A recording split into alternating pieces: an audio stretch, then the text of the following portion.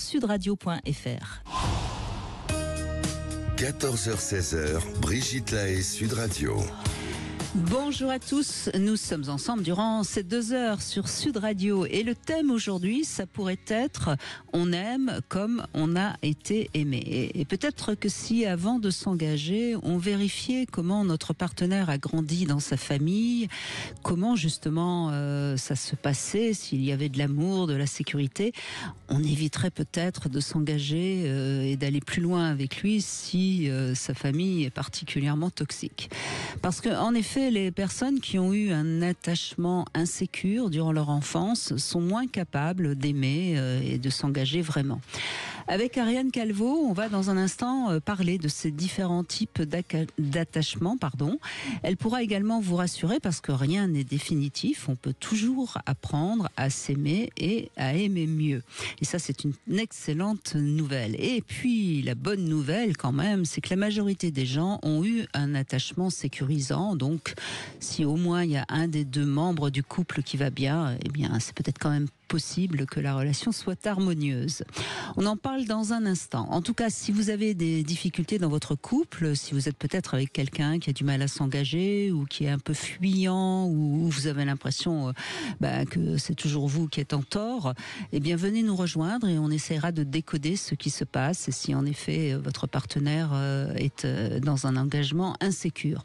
Notre numéro 0826 300 300. Bonjour Ariane Calveau. Bonjour Brigitte. Merci d'être avec nous. Vous êtes psychologue et puis vous avez écrit ce magnifique livre, L'autonomie émotionnelle aux éditions Robert Laffont, dans lequel vous parlez bien sûr de ces attachements.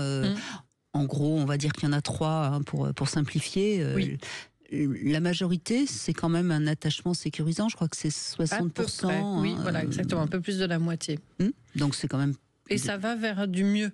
Au fur et à mesure que l'humanité s'intéresse à la pédagogie, à l'éducation, qu'on fait un peu plus attention aux besoins des enfants, aux besoins émotionnels en particulier. Donc c'est plutôt bon signe.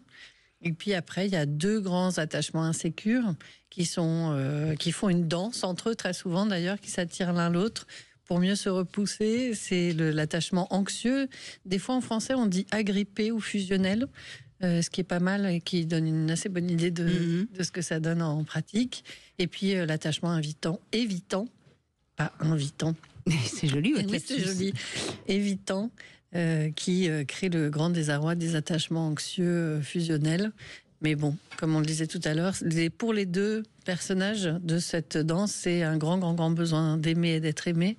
Il y a plus d'anxieux que d'évitants, je crois d'ailleurs, dans les statistiques. Absolument, parce qu'il y a plus de blessures d'abandon que de rejet. On va à nouveau parler des blessures d'enfance.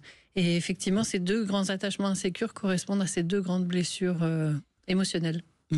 Alors l'anxieux, il est toujours inquiet d'être abandonné, donc forcément il colle, il colle, il peut même être un peu jaloux aussi parfois. Exactement, et même contrôlant. Et donc en fait, désespérément, il crée ce dont il a le plus peur, c'est-à-dire d'être abandonné. Ou en tout cas, d'avoir le sentiment d'être abandonné. Oui, voilà, exactement, en étant tout simplement quitté. Oui, parce que quand on est trop envahissant, à un moment donné, on est repoussé, c'est normal. Oui, et puis quand on demande sans fin, en fait, le partenaire ne tarde pas beaucoup à se rendre compte qu'effectivement, le puits est sans fond et qu'il ne pourra jamais combler ce dont on a besoin et se décourage. Et puis l'évitant, alors lui, de toute façon, il ne peut pas envisager de s'engager. C'est quelque chose de pratiquement impossible, même si on a l'impression comme ça qu'il va s'engager, mais... il aimerait bien. En fait, c'est ça le paradoxe de l'évitant. Et c'est assez complexe et subtil. Pour tous les 2, c'est des peurs quasiment phobiques en lien avec les liens d'attachement.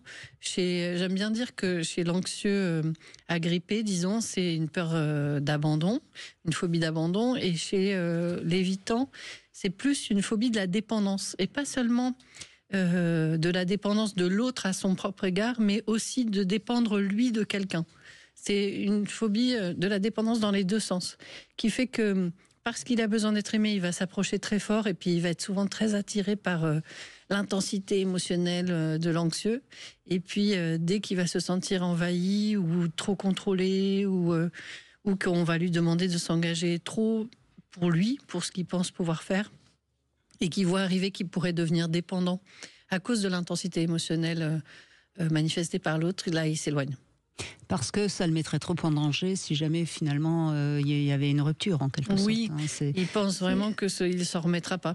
Et puis en plus c'est tellement étranger à ses repères. Hein. C'est ça aussi qu'il faut comprendre, c'est que enfant, on a enfin c'est des repères très forts qui s'inscrivent dans notre inconscient. Et ensuite, quand on est grand, c'est pour ça que je disais le thème, ça pourrait être on aime comme on a été aimé. Oui. Et quand on est grand, on va chercher ces repères de l'enfance, même si on peut apprendre. Et c'est ça la bonne nouvelle. À faire autrement. Exactement. On dit souvent que chez l'évitant, il y a chez un des deux parents ou les deux, très souvent les deux, une indisponibilité émotionnelle.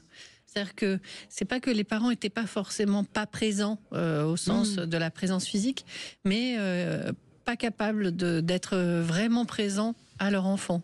Parce qu'ils étaient malades, en dépression, au chômage, ou trop dans des grandes difficultés, ou trop grands. Ah oui. Absolument, ça pourrait être aussi ça. Mais en tout cas, ils n'ont pas pu donner cet appui. Je disais ça parce que je pensais à mon père. Hein, c'est tout. Vous savez, je sentais que ça existait vraiment là, votre introverti. Oui, je confirme. Et d'ailleurs, je peux vous donner une petite précision qui va aider beaucoup d'auditeurs. J'ai longtemps travaillé sur. Je suis quelqu'un de très indépendant hein, dans mes relations amoureuses. J'ai toujours été très indépendante et j'ai évidemment à un moment donné travaillé sur cette indépendance parce que beaucoup de besoins d'indépendance cachent forcément une peur d'être réellement engagé dans une relation. Et oui. Alors vous seriez un attachement évitant devenu sécure ? Non, j'étais quand même plutôt sécure de toute façon, mais avec une petite faille de cet ordre-là, bien sûr. Qui allait plutôt de ce côté-là. Parce que même si on est attachement sécure, on a peut-être des petites traces quand même de... Ah oui, toujours. Bien sûr, il n'y a pas de long fleuve tranquille en attachement. Il y en a, parce que les parents sont imparfaits, tout simplement. Oui, enfin il y en a qui sont presque tranquilles. Presque tranquille quand même. Oui. On voit des couples qui fonctionnent très très bien depuis 30 ans. Complètement. Oui, c'est plus dans l'amour que les parents nous ont donné. Il est forcément faillible. Aucun parent ne peut être disponible à 100% de façon parfaite aux besoins de son enfant. Donc ça crée effectivement des petites traces à travailler, mais rien de grave ensuite à l'âge adulte si les choses ont pu être dites, soit avec le parent lui-même, soit avec un thérapeute, soit avec dans un travail d'introspection. Et c'est ça la bonne nouvelle. On peut tous s'améliorer, tous se réparer, sauf qu'il faut y aller, quoi. Après, c'est intéressant ce que vous dites, parce que qu'est-ce qui fait qu'on part du côté, quand il y a des petites insécurités, qu'on part du côté de l'agrippement ou de l'évitement, c'est peut-être aussi, pas seulement les blessures d'enfance, mais aussi une question de tempérament. Dans votre cas, l'indépendance... le besoin d'indépendance très très fort a probablement donné des traits évitants sans être un attachement évitant lui-même. C'est clair, c'est vrai. Quoique, avec mes chiens, c'est un attachement très agrippant. Hein. Et inconditionnel. Mais encore une fois, on le voit, je me moque de moi-même. Et c'est ça peut-être qui montre qu'on est capable d'avancer, c'est qu'on sait se moquer de soi-même. C'est une clé de résilience exceptionnelle. Voilà, et c'est ce qu'on va essayer de faire durant ces 2 heures. On va vous donner la parole, on va vous écouter, et puis on va essayer de s'amuser ensemble, et puis comme ça on fera avancer tout le monde. Très bien. Ça vous va ? Oui. Eh bien, dans un instant, on va vous retrouver sur Sud Radio 0826 300 300. À tout de suite. Brigitte Lahaie, Sud Radio. Avec Ariane Calvo, on évite ou on s'agrippe, mais parfois on aime tout simplement, tranquillement, et c'est quand même mieux. Donc on va essayer de vous aider à aimer comme il faut. Catherine, bonjour. Bonjour Brigitte, bonjour Ariane. Bonjour. Je me suis pas mal reconnue dans votre introduction. J'ai pas l'impression. On l'a fait rien que pour vous, Catherine. Je n'en doutais pas, et j'ai pas l'impression d'être dans les 70% du coup. Je savais pas trop identifier mon type d'attachement, mais voilà, moi j'ai jamais eu de relation longue, sauf mariée pendant 7 ans. Et après, j'ai vraiment eu que avant et après que des courtes relations. 7 ans, c'est pas si mal, hein, Catherine. Oui, mais c'est compliqué quand même pour moi. Et j'étais pas vraiment amoureuse. D'accord. Et ensuite, je me suis dit quel type d'attachement j'avais pu avoir dans mon enfance. Et en fait, je me suis rappelé que ce que vous disiez, en fait, moi, ma mère, elle travaillait pas, elle était très présente, mais en vrai, comment vous dire, elle était pas présente en fait. Enfin, elle était présente physiquement, mais elle n'était pas présente. Il n'y avait pas de connexion en fait. C'est quelqu'un qui était beaucoup dans sa tête, dans ses pensées, dans son truc. Et je pense que du coup, voilà, ça donne. Ça serait plutôt un attachement évitant donc chez vous. Exactement. Hein, on est d'accord. Ouais. Ouais. Et ce qui explique qu'il n'y a pas eu de grandes histoires où vous pouvez rester longtemps parce que de toute façon, vous gardez vos distances d'une certaine manière, vous vous protégez. Ouais. Et non seulement des distances, et pareil, une grande autonomie. Et donc souvent les gens me disent mais j'ai rien à faire quoi. Je peux rien t'apporter quoi. T'es tellement autonome, t'as pas besoin de moi quoi. Et ça, je trouve ça assez étonnant comme réflexion. Et le fait est aussi que ça c'est quand même plutôt bon signe. Ça veut dire que même si vous avez eu un attachement évitant, vous avez su vous construire vous, ce qui montre quand même une force intérieure qui existe. Ouais. Parce qu'il y a des personnes qui sont dans l'attachement évitant et qui sont quand même obligées de s'accrocher à ce qu'ils peuvent. Oui, qui peuvent être très dépendantes. Mais effectivement, à partir du moment où les rôles sont encore, à nos générations, là, assez genrés dans le couple, c'est vrai qu'il y a des hommes qui peuvent se sentir très perplexes quoi, et comme inutiles quand ils ne peuvent pas, on les laisse pas nous protéger ou nous sauver. Et effectivement, ça peut être compliqué, mais ça veut juste dire qu'il faut trouver des partenaires qui tiennent debout tout seuls aussi. C'est ça, c'est ce dont je me suis rendu compte. Et après, mes parents, en fait, ma mère, elle s'est éteinte dans son couple. Elle a eu une sclérose en plaques, donc elle a fini complètement sclérosée, voilà, physiquement. Ouais. Et pour moi, le couple, c'est vraiment quelque chose qui peut nous éteindre plutôt que nous faire aller bien quoi. Et je pense que ces deux facteurs font que pour moi le couple c'est pas forcément un endroit où on s'épanouit. Ça c'est d'accord, mais ça c'est votre croyance d'enfant qu'on peut revisiter et qu'on peut faire évoluer. C'est pas une vérité absolue. Oui, mais je crois que c'est difficile de se défaire de cette idée que le couple et autour de moi, mes amis, il n'y a pas de très beaux couples non plus. Hein. Non, mais d'accord, Catherine, mais si vous vous défaites pas de cette idée, vous n'arriverez jamais à former un vrai couple. Et puis le couple, c'est personne. Chacun des deux membres d'un couple peut décider de vivre pleinement ce couple-là et toutes les autres relations de son existence, y compris avec soi-même, ou de s'éteindre et de s'y adapter. Mais c'est un choix que l'on fait, c'est pas le couple qui fait quelque chose. Vous voyez ce que je veux dire ?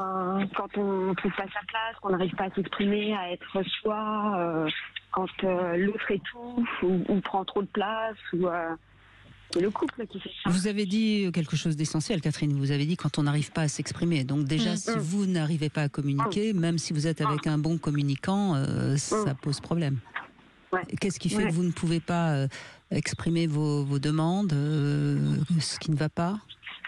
Parce que je suis dans la peur, quoi. Je suis dans la peur. Je suis pas à l'aise. Vous avez peur d'être quitté si vous en demandez trop ? J'ai peur de montrer ma facette, qui je suis. Mais voyez là, on est déjà face à votre ambivalence, c'est-à-dire qu'à la fois vous nous dites je me suis fiée à moi-même, et ensuite on sent bien cette demande que vous n'osez pas formuler, mais qui semble assez importante dans l'attente de ce que l'autre devrait vous apporter. C'est-à-dire de voir votre vulnérabilité, de vous accepter avec cette partie-là de vous aussi. Et ça, c'est déjà un peu plus compliqué pour vous, manifestement.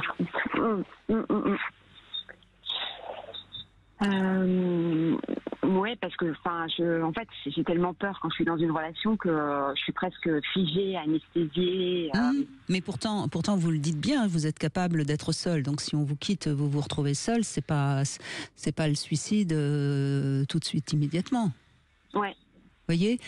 Donc c'est là où il y a quelque chose qui cloche. Donc je devrais pas avoir peur puisque je sais tenir debout, c'est ça ? Oui, et puis surtout, si vous avez peur, vous avez le droit de le dire. puisque soit la personne vous quitte alors que vous avez peur, et c'est franchement pas très correct. Et en plus il vaut mieux qu'il vous quitte d'ailleurs, parce que oui, si vous c'est lui ça, dites- c'est que dans ce cas-là, aucun regret. Soit la personne est capable d'entendre, et du coup, vous découvrez que vous pouvez être totalement vous-même avec toutes les facettes de vous face à quelqu'un qui vous prend tel que vous êtes et qui est capable d'être lui-même totalement aussi. Vous voyez, c'est-à-dire que vous pensez que l'homme que vous allez rencontrer va être comme votre mère, incapable de toute façon d'entendre, d'écouter, de recevoir la moindre de vos émotions. Ou vous demandera d'être comme elle. Soit l'un, soit l'autre, mais il n'y a pas d'alternative. Vous voyez, et ça, c'est ce schéma qui est encore ancré en vous et qui est faux, qui est une croyance de votre enfant intérieur. Ouais. Mais oui. Mais quand je suis dans la relation, en fait, j'ai même pas les mots. Je sais pas dire ce que je ressens parce que je suis anesthésiée presque. En fait, c'est écrivez-le déjà toute seule dans votre coin pour que ça sorte. Hein? Ok. Ne le dites pas à l'homme que vous rencontrez, puisque c'est pas possible. Hein. Donc ce serait mal dit de toute façon. Ça serait dit dans un moment de colère ou dans un moment de fuite. Mais toute seule déjà, vous pouvez l'écrire. Ouais. Voilà, tout de suite, je mets sur un papier ce que je ressens. Voilà, suite à cette rencontre, personne ne le lira, sauf vous, avec un petit peu de recul, et vous verrez. Ça vous permet de formuler vos peurs dans un endroit sécure, justement, et de pouvoir commencer à les accepter et à vous traiter vous-même en bon parent. Et donc de venir réparer quelque chose. D'accord. Ça vous va, ça ? Bah oui, ça me va. Bon. Et alors, ce que vous pouvez faire pour pas perdre de temps, Catherine, c'est d'essayer d'écrire les peurs que vous aviez quand vous étiez mariée. Ouais. Avec un petit peu de temps, vous allez retrouver des émotions, des ressentis qui étaient forts. Vous les écrivez et ça va vous faire avancer parce que vous allez pouvoir déjà travailler sur du canevas.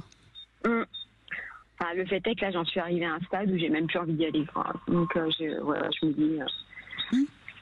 Donc, je vais essayer de retravailler tout ça. Oui, vous n'avez plus envie d'y aller parce que ça n'a jamais marché, donc vous croyez que de toute façon ça marchera jamais, mais ça marche pas pour les raisons qu'on vient de vous donner. Donc c'est ces raisons-là qu'il faut, ces idées reçues auxquelles il faut tordre le cou. Très bien. Merci Catherine. Merci à vous. Hein. À bientôt. À bientôt.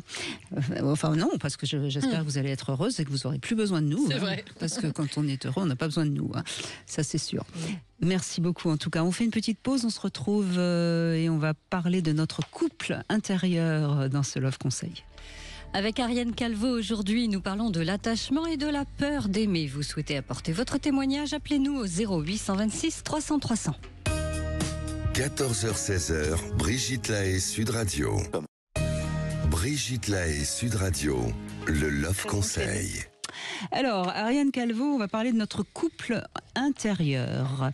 L'envie de vivre à deux, c'est une envie universelle. Vous êtes d'accord là-dessus, hein, je crois qu'on a tous besoin d'être réunis, d'être liés. Enfin, vous appelez ça comme vous voulez. On n'est pas des animaux solitaires, hein, en quelque sorte. Mais vivre à deux, ça demande évidemment l'acceptation de l'altérité, hein, puisque on ne va pas être avec un même que soi-même. Hein. Ça, c'est dans nos rêves les plus fous, mais ça n'existe pas. Donc pour cela, il faut déjà bien comprendre que notre vision du couple, elle est à l'intérieur de nous, parce que c'est cette vision qui va faciliter notre capacité à être en couple, ou au contraire, qui va rendre la relation conflictuelle. Hein. Alors comment se construit notre couple intérieur? Alors il y a plusieurs paramètres. J'ai essayé de travailler un peu ce Love Conseil. Il y a évidemment d'abord notre couple parental, hein, la manière dont on a vu ou imaginé notre couple de parents, papa-maman, hein, c'est notre premier modèle. Et puis j'ajouterais le couple idéal, hein, tel qu'on l'a imaginé, notamment durant notre adolescence. Et ça peut nous aider à le comprendre, ce couple idéal, si on se rappelle des premières histoires d'amour, que ce soit cinématographiques ou romans, qui nous ont emportés, inspirés, dans lesquels on s'est identifié à l'héroïne ou au héros. Hein, vous êtes qui crée une idéalisation parfaite, c'est vrai. Ça. Hein.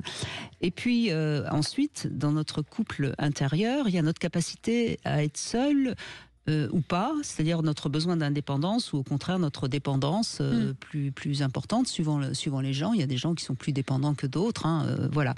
Alors ensuite, il y a aussi notre rapport au féminin et au masculin, et là il faut quand même voir les choses sous le sens du genre, hein, c'est-à-dire qu'on est plus dans un principe passif ou actif, hein, et puis tous ces différents paramètres, eh bien s'ils sont tous positifs, ça va être assez facile de vivre en couple. Mais si on repère là où il y a des lacunes, là où il y a des choses qui coincent, si je puis dire, on peut les améliorer et améliorer ses chances de réussir son couple. Tout à fait. Mais ça passe par effectivement repérer les méfiances, les blessures et les croyances, comme vous l'avez dit tout à l'heure, l'auditrice. Oui, bien sûr, parce que si on a idéalisé Roméo et Juliette, on va avoir du mal à faire durer son couple. Ça va être compliqué, oui. Parce qu'on va en effet choisir quelqu'un de totalement opposé à nous dans sa culture, dans son etc. Et puis à un moment, les amours impossibles, oui, c'est très attirant, mais ça marche jamais, curieusement. C'est bizarre. Enfin, ça marche pas longtemps. C'est ça. Non, ça galope, mais ça pas longtemps. Voilà, comme Roméo. Frédéric, bonjour. Oui, bonjour. Bonjour Brigitte, bonjour Adrien. Bonjour. Bonjour, merci d'être avec nous. On vous écoute, allez-y.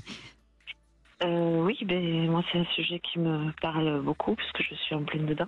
Ouais. C'est-à-dire que j'ai chez ma répétition, j'ai pas eu beaucoup de relations. La première de 10 ans et les deux autres de 5 ans. Ouais. Mais j'ai reproduit toujours le même schéma, à chercher les mêmes personnes finalement qui me font du mal. Et je m'aperçois aujourd'hui que il y a eux qui étaient le problème, mais il y a peut-être moi aussi un problème là-dessus par rapport aux abandons que j'ai subis, par rapport à la dépendance affective certainement, par rapport à tout ça. Et voilà. Écoutez, bravo, c'est déjà une bonne marge de franchie. Hein. Oui. Ouais. Déjà de se voir faire, c'est énorme parce qu'il n'y a que ça qui permet de changer, d'évoluer. Et effectivement, c'est un petit peu ce qu'on disait au début. Alors, je ne sais pas trop quelle a été votre situation, mais il y a une danse qui se crée entre les besoins de quelqu'un et le besoin de quelqu'un, mais à distance pour ne pas s'approcher trop près, ne pas ressentir de choses trop fortes, qui peut être très, très, très douloureuse, oui. C'est ça, moi j'ai tout essayé. J'ai essayé de là, pendant un an, je me suis un peu cloîtrée de tout le monde. Et je m'aperçois qu'en fait, c'est pas possible. On a besoin d'une vie sociale et un minimum, quoi. Et de faire confiance à personne, c'est trop difficile. Oui, c'est douloureux. Difficile, ouais. Vous voulez dire que vous n'avez pas d'amis, vous vous êtes même éloigné de liens affectifs, amicaux, relationnels? Tout à fait. Ouais. J'ai demandé ma mutation et ça fait 1 an et demi que je suis dans une région que je ne connais pas. Et des collègues de boulot, etc. ont cherché à créer des liens avec moi, mais j'ai toujours refusé, quoi. Et le résultat est pas top. Ah oui, vous avez été très très très blessée quand même. Ouais. Et vous avez envie de sortir de ça aujourd'hui, c'est ça? Aujourd'hui, j'ai envie de sortir de ça, ouais, mais je suis en thérapie là justement pour essayer de me protéger, de pouvoir faire confiance, mais en mettant des limites et des distances aussi, quoi. Qu'est-ce que vous diriez? On fait pas confiance, vous avez raison de pas faire confiance, pourquoi? Qu'est-ce qu'on vous fait? Qu'est-ce que vous risquez? La relation aux hommes, en fait, c'est très compliqué. Petite, j'étais abusée par mon beau-père à 10 ans. J'étais placée en foyer. Ensuite, en foyer, je me suis fait violer. C'était la première fois. Et là, il y a un mois de ça, je me suis refait violer. Voilà. Et là, j'ai eu un accident de voiture et c'était assez grave. On m'a opéré des cervicales et je sais pas, c'est comme un électrochoc où je me dis là, bon, mais non, stop, c'est chez ma répétition, ça suffit. Il y a quelque chose qu'il faut réparer et que je pensais avoir réparé, que j'ai pas réparé, quoi. Voilà, j'ai la peur de l'homme, la peur, oui.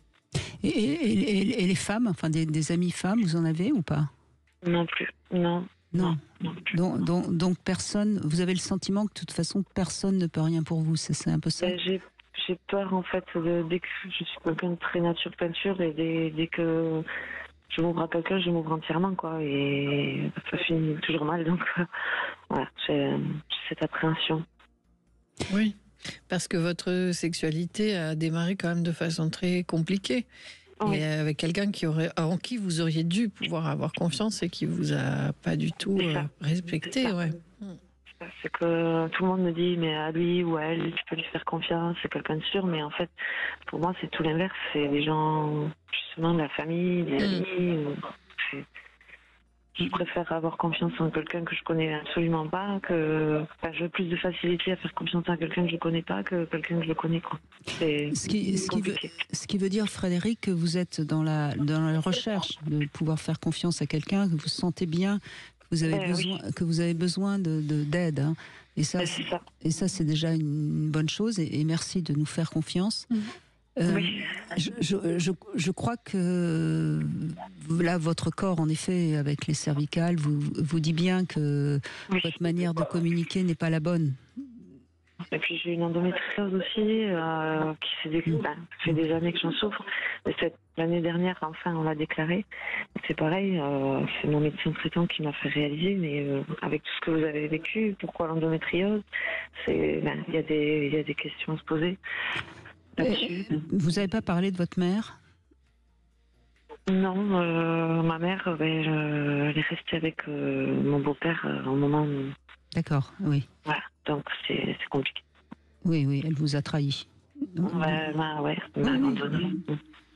Plus qu'abandonné, hein, puisqu'elle vous a, au lieu de vous protéger et que vous puissiez lui faire confiance, elle a pris le parti de votre bourreau.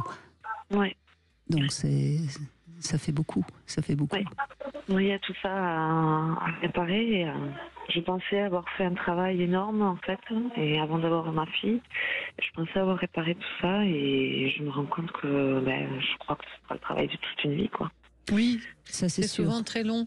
Le problème de la confiance, c'est qu'on entre rapidement et sans s'en rendre compte dans un cercle vicieux où, comme les êtres humains sont tous imparfaits, y compris nous-mêmes, personne ne peut nous faire confiance totalement si on va par là, on va se sentir déçu, des petites déceptions, mais qui vont alimenter la petite voix intérieure qui dit, tu vois, tu pouvais pas lui faire confiance, etc. Et là où quelqu'un de sécure, il se dit, c'est normal, quoi, c'est un être humain. Il va essayer de faire au mieux, mais de temps en temps, il y aura des loupés. Vous allez vous dire, ah, ça y est, on me confirme encore une fois que je ne peux que être déçu des êtres humains. Et c'est vrai, mais en fait, c'est pas si grave. C'est juste que chez vous, ça vient confirmer un truc atroce qui vous est arrivé et qui n'aurait pas dû vous arriver. Oui, c'est complètement ça. Je remets toujours tout en question. Oui. Mais Frédéric, est-ce que vous faites confiance à vous? Non. Et pourquoi pourtant vous avez pas envie? Parce que je pense que pendant 10 ans, j'étais ma première relation qui a duré 10 ans. Oui. J'étais avec quelqu'un de très nocif qui m'a détruit physiquement et mentalement. Mais moi, le pire, c'est mental, quoi. Je pense qu'aujourd'hui, j'en garde des séquelles énormes. C'est-à-dire que t'es qu'une merde, tu sers à rien. Oui, mais ça c'est. Ta force on a beau me dire tu es belle, tu es intelligente, j'y crois pas, quoi.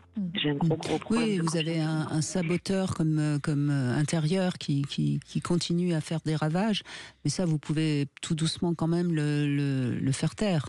Oui, j'avais réussi. J'avais la méditation beaucoup, ça m'avait beaucoup aidé. Et puis la vie fait que à un moment donné, comme je le disais, je me suis dit c'est bon, ça va mieux, et j'ai arrêté de pratiquer, j'avais pas le temps. Alors cela étant dit, Frédéric, ça va certainement mieux quand même que cette époque-là. Oui. C'est juste que là, il y a eu un accident qui vous a fait prendre conscience qu'il y a quand même encore du chemin à faire. Et c'est comme ça qu'il faut voir les choses. Il ne faut pas vous dire que ça va aussi mal qu'il y a 20 ans. Oui, et c'est tout ce qui est fait. Vous avez fait ce travail-là et c'est en ça qu'il faut quand même vous faire confiance. Et ce chemin-là. Parce qu'on a avec nous là quelqu'un qui a travaillé sur elle quand même. Beaucoup, ça s'entend vraiment. Hein. Oui, j'ai énormément travaillé, oui. Justement, je pense que je me remets trop en question tout le temps. Et... Oui, mais oui. Possible, oui. De temps en temps, il faut regarder d'où on vient et se faire un tout petit peu confiance. Alors, dans un certain sens, vous avez raison. Personne n'est parfait. Vous ne pourrez jamais faire confiance totalement à quelqu'un, si ce n'est peut-être à un chien. C'est ça. Oui, un chien. Oui, mon chien, oui. Bon, on est d'accord. Hein, vous voyez, mais votre chien, il vous regarde avec des yeux d'amour. Et regardez... plonger dans son regard. Je crois qu'il est mort, le pauvre. Ah, mais décidément. 15 ans, il faut en reprendre un autre. Ah, j'y arrive pas. Oui, vous y arrivez pas. Ouais. Pourtant, ce serait important parce que ce que j'ai envie de vous dire, c'est que c'est dans le regard de gens ou d'animaux avec qui on a vraiment la confiance. Qu'on retrouve sa confiance et qu'on retrouve l'amour, parce que finalement la seule chose qui compte c'est l'amour au sens large du terme, hein. Je parle pas de l'amour qu'on porte pour un homme ou pour une femme, et cet amour là on l'a tous en nous parce qu'enfant on l'a. Après c'est perverti, c'est abîmé, c'est tout ce qu'on veut, mais au départ on l'a, et donc c'est ça qu'il faut que vous retrouviez. Ouais, complètement. Mais vous pouvez le retrouver. Les animaux, les chiens surtout, La nature. ouais. Donc pensez à ça à chaque fois et pensez à ce que je vous dis et regardez ça et nourrissez-vous de ça et ça va tuer tout doucement votre saboteur intérieur. Ouais. C'est essentiel, hein. Et puis j'ai lu ce matin un livre qu'on m'a envoyé de chamanisme et sur les réparations énergétiques chamaniques. Justement, j'y pensais à ça. Oui, eh ben, écoutez, c'est moi aussi, je pense à ça en vous écoutant et à ce que j'ai lu ce matin. Donc peut-être, mais alors là, attention, parce que dans le chamanisme, il y a autant de gens bien que de gens qui on peut pas faire confiance. Hein, donc n'allez pas voir n'importe quoi. Oui, j'ai bien fait là, parce que vraiment à me dire c'est pas possible et il faut faire.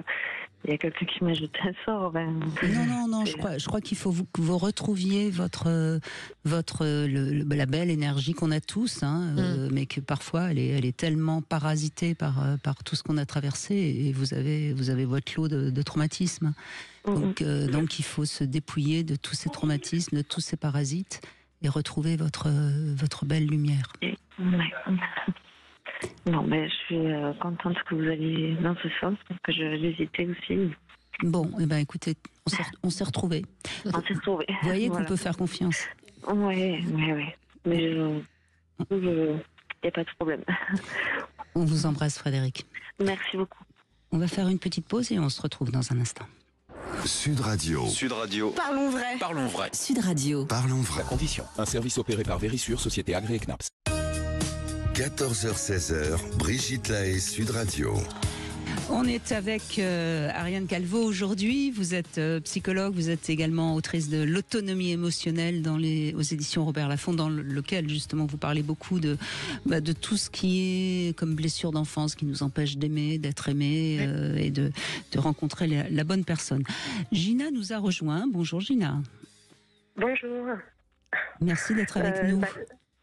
Merci déjà à toutes les deux de faire un sujet sur une émission sur ce sujet, parce que moi personnellement c'est l'attachement, les styles d'attachement et l'évitement, j'en avais jamais entendu parler jusqu'à ce que je me rende compte que je sors à peine, j'ai encore un pied dedans, d'une relation avec ce que je pensais être un évitant, une relation d'1 an, et que je fasse finalement, je savais pas que je sortais avec un évitant, évidemment, mais jusqu'à ce que dans ma relation il se passe des choses que j'ai voulu comprendre, et du coup j'ai fait des recherches parce que sinon ça me rendait folle en fait. Et donc j'ai fait des recherches et c'est là que j'ai compris avec qui j'étais, parce que justement voilà, les recherches que j'ai fait m'ont décrit des traits de personnalité ou même des réactions qui cochaient toutes les cases avec ce que pouvait me faire vivre mon homme. D'accord, et ça c'est en allant chercher sur Internet que vous avez trouvé qu'il correspondait bien à tout ça. Oui. Voilà, exactement. Oui, j'ai fait des recherches dans ce sens parce qu'en fait, cette relation, et si elle a démarré de façon et même perduré de façon très intense, avec quand on se voit, c'est très intense. Moi, je suis assez vite tombée amoureuse parce que l'impression d'exister, un homme qui vous couvre de compliments, qui se présente comme quelqu'un qui veut construire, qui est disponible, qui sait, voilà, donc ça cochait beaucoup de cases. C'était plutôt positif. Et puis parallèlement, une sensation que j'ai su, enfin, où j'ai pu peut-être mettre des mots après, comme d'être gardée à bonne distance. Oui. Alors c'est très bizarre comme sensation. D'un côté, on a cette impression d'intensité, et puis quand on se voit, par exemple, et puis quand on ne se voit pas, il y a comme une disparition. Et moi qui normalement justement suis plutôt assez fière dans ma façon d'agir, plutôt à ne pas rappeler si on m'appelle pas, etc. Là justement j'étais dans une phase où je voulais changer de mécanisme et oser aimer finalement. Et prendre des risques et oser me montrer vulnérable. Et bizarrement, je voyais que si moi je prenais les initiatives, etc., la personne répondait plutôt très favorablement. Donc je me disais, tiens, tout ce que j'ai cru vrai sur le suis-moi, il te suit, ça s'avère peut-être faux dans ce cas-là, et peut-être justement ça m'apprend une autre façon d'aimer. Mais finalement, au bout d'un moment, la sensation de tout le temps moi devoir initier les choses, etc., pouvant être fatigante, ou bien des messages, des temps de réponse aux messages assez longs. Oui, c'est tout le paradoxe de l'évitant. C'est ce qu'on se disait tout à l'heure, c'est que à l'origine, ils sont pas détachés de l'amour et du sentiment amoureux. Au contraire, ils aiment vraiment et ils sont très attirés par les personnalités intenses émotionnellement, qui manifestent beaucoup de choses, très généreuses, en amour, en don de soi, etc. Mais quand ils prennent un tout petit peu de recul, et effectivement les moments où on n'est pas ensemble, c'est favorable à ça, ils se disent « Ouh là là là, je suis en train de me laisser embarquer dans un truc dont je ne maîtrise plus les tenants et les aboutissants, et moi j'ai besoin d'être en contrôle de ce que je ressens et surtout de ce qu'on pourrait me faire. » Donc je profite des moments de distance pour me détacher en fait. Et c'est ce détachement, ce chaud-froid là que vous avez ressenti, qui peut s'apparenter d'ailleurs très souvent, ils sont comparés à des pervers narcissiques, mais le pervers narcissique, il n'aime pas. Là, ce qui est compliqué, c'est qu'on sent bien qu'il y a un besoin d'amour et une envie d'aimer, mais que ça ne suit pas derrière. Qu'il y a quelque chose qui le protège toujours comme une petite barrière qui remet à chaque fois. Et c'est compliqué avec ce genre de personnes, par exemple, à un moment donné, de dire on habite ensemble ou des choses comme ça. Oui. Et c'est compliqué aussi de se décourager. C'est compliqué d'investir la relation totalement, et c'est compliqué de quitter parce qu'on sent bien qu'il veut fonctionner autrement, mais qu'il n'y parvient pas. Et on a toujours envie de laisser une autre chance et une autre chance, et on reste. Mais pendant ce temps, lui, il travaille pas sur lui. Tant qu'on lui répare, enfin qu'on est disponible et qu'on est là, quoi qu'il se passe, ça ne lui permet pas de travailler sur lui et de grandir. Oui, alors justement, la question, c'est où est la frontière entre la compréhension, l'empathie, etc., et l'oubli de soi? Parce que du coup, c'est très déstabilisant, et on se demande toujours, est-ce que je vais pas finir par y laisser, laisser vraiment des plumes? Surtout que, moi, dans mon cas, je pense que s'il s'agit d'un évitant plutôt extrême, puisque peut-être si j'ai le temps, je peux vous raconter une anecdote. Je vais essayer d'être rapide. En fait, ce qui s'est passé, par exemple, typiquement, à Noël, c'était assez dur parce que c'est une période assez chargée déjà. Et je reçois un texto le lundi midi, un long texto de sa part qui me dit qu'il m'aime, qu'il a envie de continuer à avancer avec moi, mais que là, sur une espèce d'impulsion, il a pris son billet d'avion le jour même pour aller rejoindre sa famille à Noël, et que donc qu'il me demande de le comprendre et de ne pas prendre contre moi. Moi, je lui avais toujours dit, si tu veux passer Noël avec ta famille, il n'y a pas de souci. Enfin, je veux dire, j'ai jamais eu de problème avec ça. Mais moi, là où il y a le problème, c'est qu'il me part sans me dire au revoir. Et puis, il vous prévient au dernier moment, en plus. Et par texto. Donc, il y a une espèce d'évitement de l'acheter, d'évitement du conflit. De la confrontation, en tout cas, oui. Voilà, et qui moi, je me suis, pourtant, je pense que moi, dans ce style d'attachement, du coup, je fais des recherches, je suis à mi-chemin entre l'attachement agrippant, c'est ça, et le sécure, je suis à mi-chemin, je suis entre les deux, je pense. Et là, j'ai ressenti un grand sentiment d'abandon, surtout que le pire n'est pas ça, en fait. Le pire, c'est que quand je lui ai envoyé un mot, quelques jours après, parce que j'avais besoin que la patte redescende un peu, pour lui exprimer ce que je ressentais, sans agressivité, Eh bien, il y a eu un phénomène que j'ai lu après, c'est le terme qu'ils envoient sur Internet, de désactivation, c'est-à-dire que j'ai plus du tout eu de nouvelles, parce que peut-être qu'il a pris mes revendications comme des critiques. Il vous a pas répondu du tout ? Du tout. Mais du tout, c'est-à-dire que apparemment, c'est un phénomène de désactivation où oui, c'est-à-dire que là, tout d'un coup, il s'est senti pris en faute dans le sens. Il n'a pas supporté le reproche, en fait. Oui, et dans le sens où quelque part, il a fui l'engagement avec vous. Il s'est senti un petit peu en faute et il s'est dit oui, en effet, il faut pas que je m'engage avec elle. Vous voyez, et donc en effet, il vous évite encore plus. Voilà, alors moi, ça m'a vraiment rendue folle sur le coup. C'est douloureux, en tout cas. Je supporte pas le silence. C'est très douloureux. C'est vraiment, c'est très dur à vivre. J'ai lu sur Internet carrément je voulais tellement. C'est tellement pas mon type. Moi, j'aimerais bien. Quand on discute des choses, on adresse les choses, on en parle, quoi. J'ai lu sur Internet des techniques avec script et tout à l'appui pour comment faire revenir un évitant de sa phase de désactivation. Script que j'ai utilisé, ça a marché entre guillemets. Donc on est revenus là ensemble. Et qui consiste à dire que vous ne lui reprochez rien et que tout va bien comme avant, j'imagine. Si, sur le coup, voilà, je lui dis mais qu'est-ce qui s'est passé ? J'ai même lu un livre sur la communication non violente pour essayer d'adresser les choses. Donc tant mieux, moi j'ai grandi de cette relation, mais enfin. Mais bon, donc lui, sur le coup, dit « Je m'engage à ne plus jamais te faire vivre ça, le silence. Oui, j'ai envie de cette relation. Oui, nanana.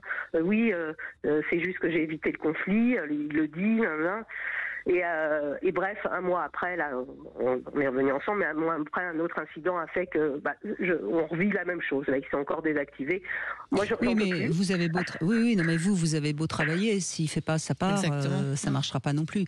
Donc de deux choses l'une, soit il accepte de prendre conscience de ce qu'il faut qu'il travaille.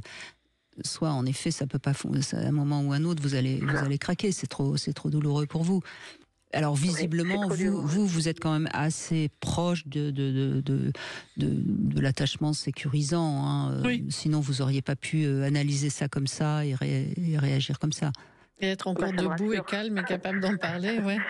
Ça me rassure. J'ai eu des phases un peu plus sombres. Non, mais ça n'empêche pas de souffrir. C'est pas parce qu'on a un attachement sécurisant qu'on souffre pas quand on nous fait mal. C'est normal que vous ayez souffert et c'est normal que ce soit douloureux. Mais justement, c'est douloureux. Mais vous avez su passer outre. Vous en avez pas fait une souffrance obsessionnelle qui vous aurait pas permise de repartir dans la relation.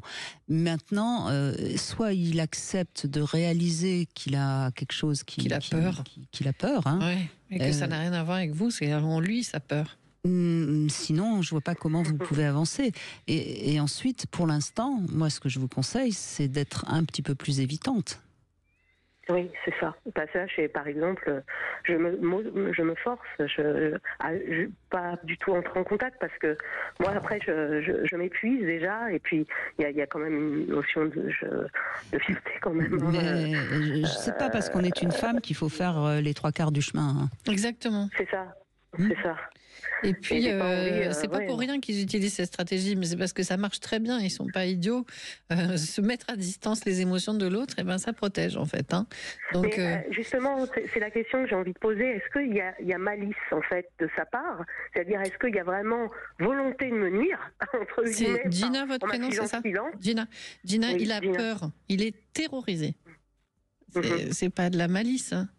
Sinon, ça serait de la perversion, on serait dans autre chose. Il serait heureux de vous voir souffrir. On n'est pas dans un cadre où il est revigoré et il revit à chaque fois que vous souffrez.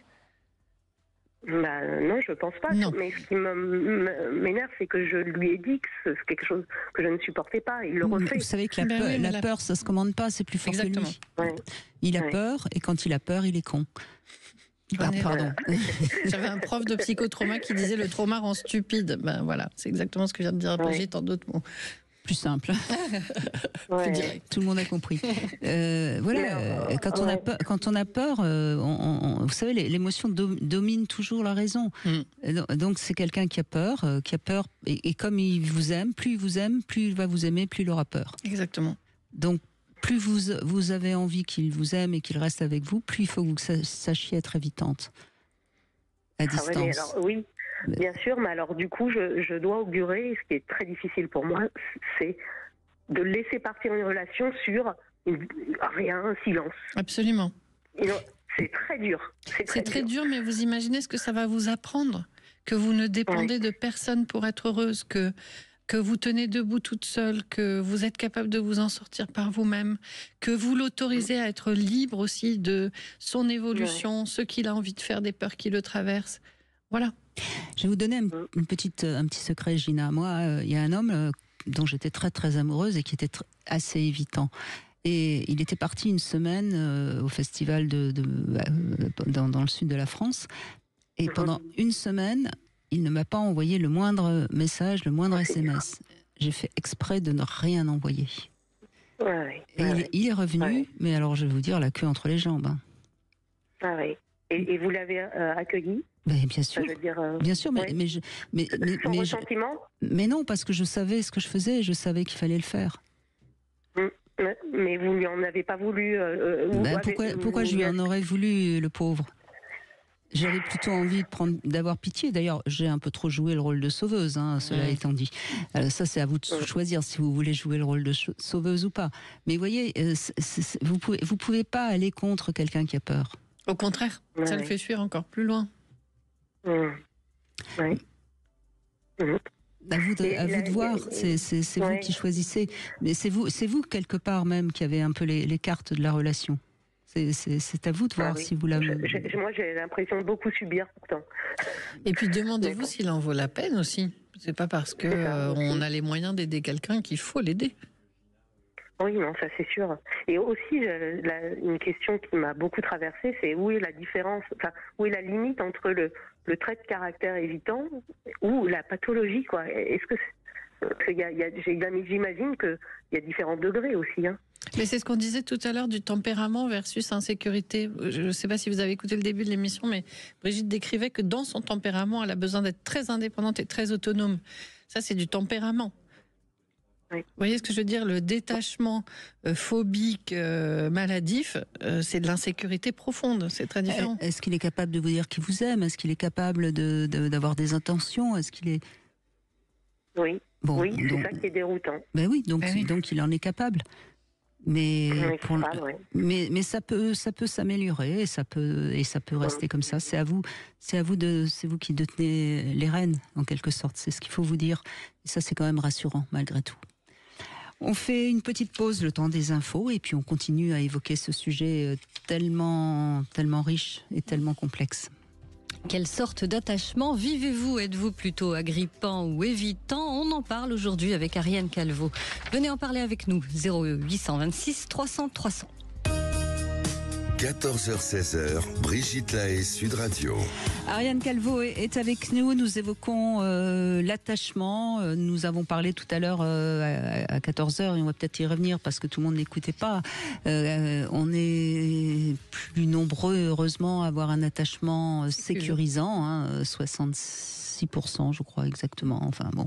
Et puis après, il y a les attachements anxieux et les attachements évitants. Avec le témoignage de Gina, on a bien vu à quel point un attachement évitant pouvait être compliqué. Et vous l'avez dit, et je crois que c'est bien de le rajouter, Ariane, vous avez dit, il ne faut pas confondre avec les pervers narcissiques, ça n'a strictement rien à voir, évidemment.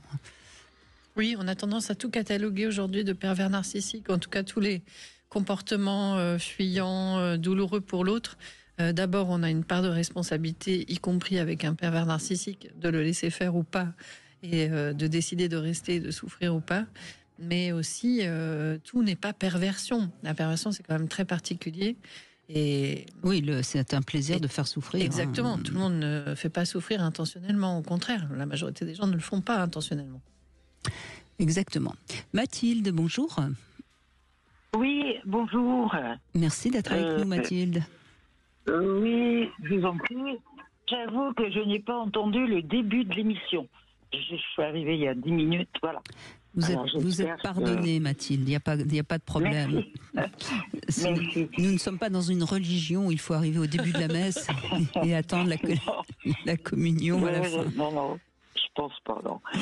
Alors donc, j'ai entendu le thème, j'ai cru pouvoir comprendre le thème sur l'amour, enfin, ce qu'on a eu, enfin moi ça remonte de loin bien sûr, j'ai toujours peur d'être abandonnée, je veux aimer, c'est clair, j'ai aimé, heureusement, j'ai aimé, mais ça a toujours, comment dirais-je, capoté à un moment ou à un autre, la peur que l'autre m'abandonne, voilà. Et donc on part avant, c'est ça ? Oui, la peur d'être, que ça me fasse encore mal, trop mal. Donc dans votre cas, c'est une peur qui se traduit par un contrôle, et donc on part. Oui. Alors au départ, évidemment, ça marche très bien, et puis tout d'un coup, pour X raisons, voilà, j'ai peur que ça casse, que ça, voilà, et puis après, il y a eu des cassures, j'ai vécu aussi, là j'entendais à la fin, enfin, je sais pas, c'est un homme jaloux, mais très très jaloux, jaloux maladif. Et là, ça a été le pire des. Je suis restée quand même avec lui pendant 8 ans. 8 ans, ouais. J'ai même changé de région pour le suivre, mais je m'en suis pas aperçu tout de suite, bien sûr, ça coûte de source. Mais il m'a complètement, comment dirais-je, mis au sol, Vraiment, je suis ressortie de cette relation complètement en serpillière, quoi. Complètement délabrée. Qu'est-ce qui fait que vous êtes restée ? Ce qui fait que je suis restée, c'était un homme du Sud, peut-être, mais je l'ai connu dans ma région. Mais bon, oui, enfin ça, Mathilde a d'autres. Un homme du Sud, non. Il sentait bon le sable chaud. N'est-ce pas ? Non, je pense que vous êtes resté parce que les jaloux maladifs, on a l'impression qu'ils nous aiment tellement que ça rassure. Oui. Oui, ça, bien sûr. Et puis vous aviez peut-être l'espoir de le changer. Enfin, je ne sais rien. Mais en tout cas, ça appuie sur notre culpabilité. On veut leur démontrer qu'on est quelqu'un de bien. Et du coup, ça incite à rester, ça aussi, souvent. Oui, mais ce qu'il y a, il l'a fait petit à petit, quoi. Il n'a pas fait tout d'un coup comme ça. Bien sûr que non, quoi. En plus, j'ai atterri dans une ville, bien sûr, une grosse ville que je ne connaissais pas du tout. Là-bas, il a retrouvé, lui, comme il était originaire de cette ville, des connaissances. Moi, je me suis retrouvée là-bas, je me suis inscrite dans deux, dans deux assos, justement, pour m'échapper un peu de comment dirais-je, de cette vie Cette de solitude, maman, mère oui. au foyer, voilà. Et mais alors ça a été, c'est là où ça a été infernal parce que en plus, je me suis inscrite à de la sophro. La salle où j'en faisais, elle était en bas de la résidence. On voyait la sortie. Alors c'était des scènes pas possibles. Pourquoi t'embrasses, les hommes, les machins, alors que j'embrassais, tout le monde s'embrassait à la sortie du cours. C'était au revoir à la semaine prochaine. Des scènes pas possibles.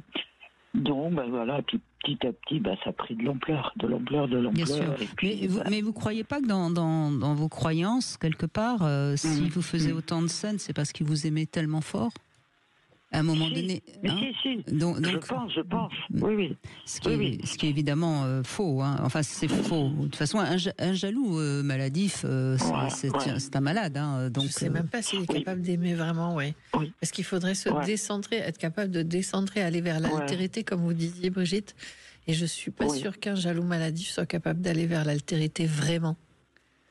C'est-à-dire d'oublier ses peurs, d'oublier ses fragilités intérieures, en fait. Parce que la réaction de sa sœur, avec qui je m'entendais bien, et quand je lui ai dit, bien sûr, j'étais correct, je lui ai dit que non, je repartais dans ma région et tout ça, que ça allait pas du tout. Et elle me dit, ça y est, il recommence. Ça a été sa première réflexion, donc ça veut dire que j'ai pas été la. Non, mais de toute façon, la première, la dernière. Quelqu'un de jaloux maladif, d'ailleurs c'est terrible, c'est un truc qui se soigne très très mal. Hein, donc parce qu'ils pensent vraiment que c'est tous les autres qui devraient être soignés, qui sont pas des gens bien. Oui. Et qu'eux, ils sont très corrects, Bon, en tout cas, vous nous racontez cette histoire et on sent qu'elle a encore, qu'elle vous a marqué et qu'il y a encore des choses qui sont douloureuses. Et et puis vous avez certainement eu peur à un moment donné parce qu'un jaloux maladif, ça peut devenir menaçant. Oui. Ouais, il me disait sans arrêt, de toute façon, tu pourras pas te passer de moi, c'est pas possible. Donc il n'était pas menaçant, c'est déjà une bonne chose. Non. Oui, j'ai failli prendre une baffe, on va dire, quand j'ai décidé de partir. Là, ça commençait à prendre des proportions. Oui, quand on le quitte. Ouais, voilà. Et je suis allée voir un médecin, j'ai eu de la chance, je suis bien tombée, qui m'a dit, il m'a dit, la seule chose que vous pouvez faire maintenant, j'avais gardé mon appart, j'avais gardé mon boulot, j'avais pris une disponibilité, et heureusement pour moi, il m'a dit, il faut partir. Retournez, vous avez un appartement, vous avez votre boulot, retournez dans votre région. Enfin, j'étais complètement à la ramasse, j'étais en dépression totale. Bref, il a fallu quand même quelques années pour me remettre de tout ça. Mais ça, au moins, à clair. distance, vous pouviez vous reconstruire, parce que rester dans cette relation-là, c'est impossible. Ouais. Il m'a mis des techniques. Mais alors, on va essayer de voir où vous en êtes aujourd'hui. Est-ce que vous avez peur de retomber sur ce genre d'homme ? Un petit peu. Ça reste toujours dans le coin de ma tête. Un petit peu. C'est toujours ma hantise de retomber sur parce que cette peur-là, forcément, est un handicap pour pouvoir aimer à nouveau. Après, j'ai connu un homme là, ça s'est terminé il y a 1 an et demi, mais c'était pas du tout aucun rapport avec la jalousie comme l'autre là. Non, c'est pas ça, c'est qu'il a eu une mutation et là ça a été sévère quand même là, parce que il a eu une mutation, il est dans l'enseignement, donc il a eu une mutation au sud.